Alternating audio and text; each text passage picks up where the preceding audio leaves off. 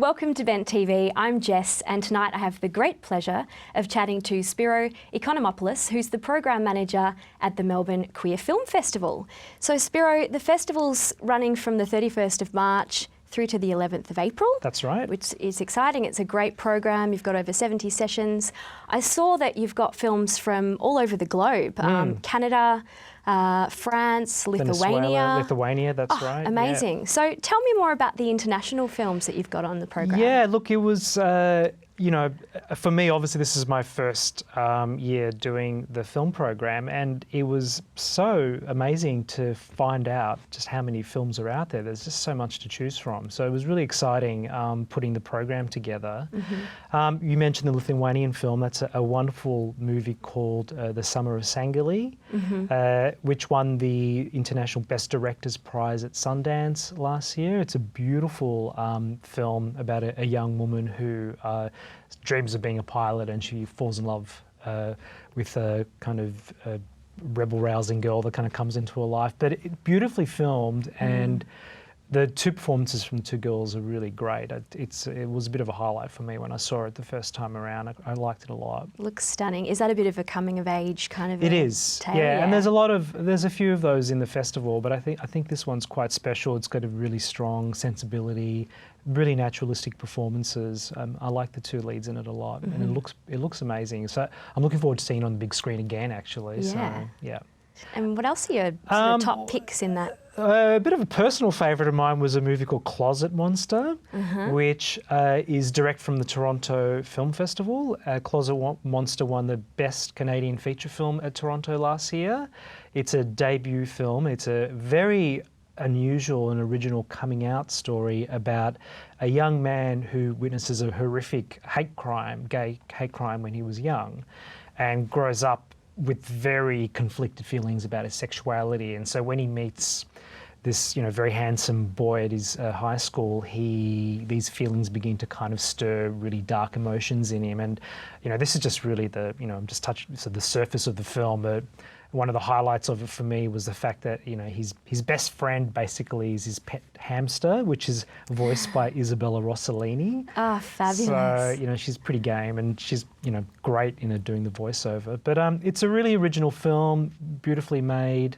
I really recommend that one. I like that one quite a bit. What else have we got there? Feature-wise, we have a fantastic drama called Hidden Away, which is about a young Moroccan refugee who falls in love with a young boy from a kind of middle-class background, which is really powerful. And we have a fantastic movie called Departure, again, another coming-out story, a British film, about a young man who goes to the south of France with his mother. They've got a house there and they're selling up. And he meets a young French boy there, and the film kind of becomes a very unusual sort of love triangle between the young man, the mother, and this boy, which I won't say too much about. But that sounds great. It's a really good film, actually. Yeah. And I just want to quickly mention another fantastic feature film called Portrait of a Serial Monogamist, which is a very funny Canadian feature film, fantastic ensemble cast. That was a bit of a highlight for me as well. Yeah, and who's the lead? Do you know the lead actress in that one? I haven't seen her in a film before, actually. She's sort of new to me, so I can't remember her name. I'm sorry, but yeah, she's really good.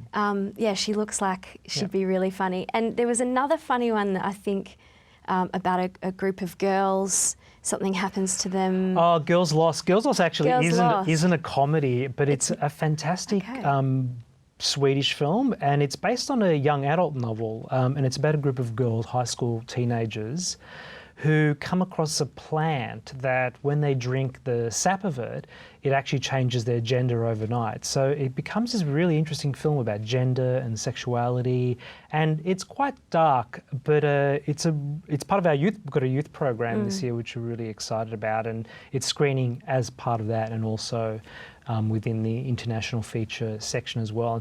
It's a really great movie, actually. Yeah, great. Yeah. And what about some of the international docos? You know, docos are always, I think, one of my favourite things whenever I go to film festivals. I kind of tend to seek them out, and I got to say, this year we've got some really fantastic ones. There's a documentary called Back on Board, Greg Louganis, which is about the very famous and Olympic medal-winning diver Greg Louganis, and about his career and what happened to his career when the news broke out that he was HIV positive. And it's a fantastic and very, very moving documentary about his life and what's happened to Greg since that. And it's a very interesting film about sports and about what it means to be HIV and gay in that sports industry, and what happened to him basically. Yeah, great.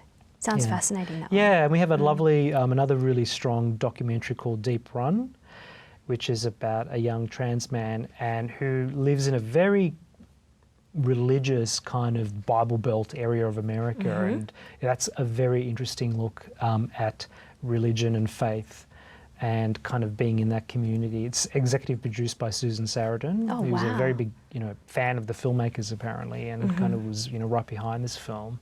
And it's actually, quite coincidentally, it's one of the many films that has a bit of a religious theme behind it, sort of quite by accident, but it's kind of always interesting seeing films that look at those questions of religion and faith and sexuality, in particular queer sexuality. And the other one we have is 18MAR16, which is an American film about two young Muslim men in New York, which is wonderful.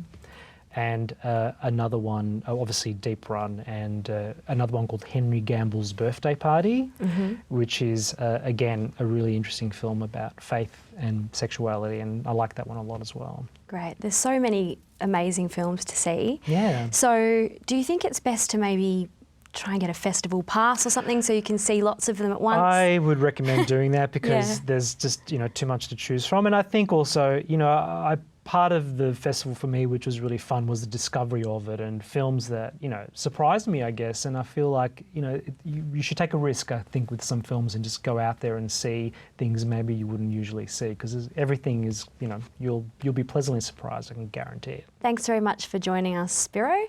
You've been watching Bent TV. I'm Jess, and we'll see you next time.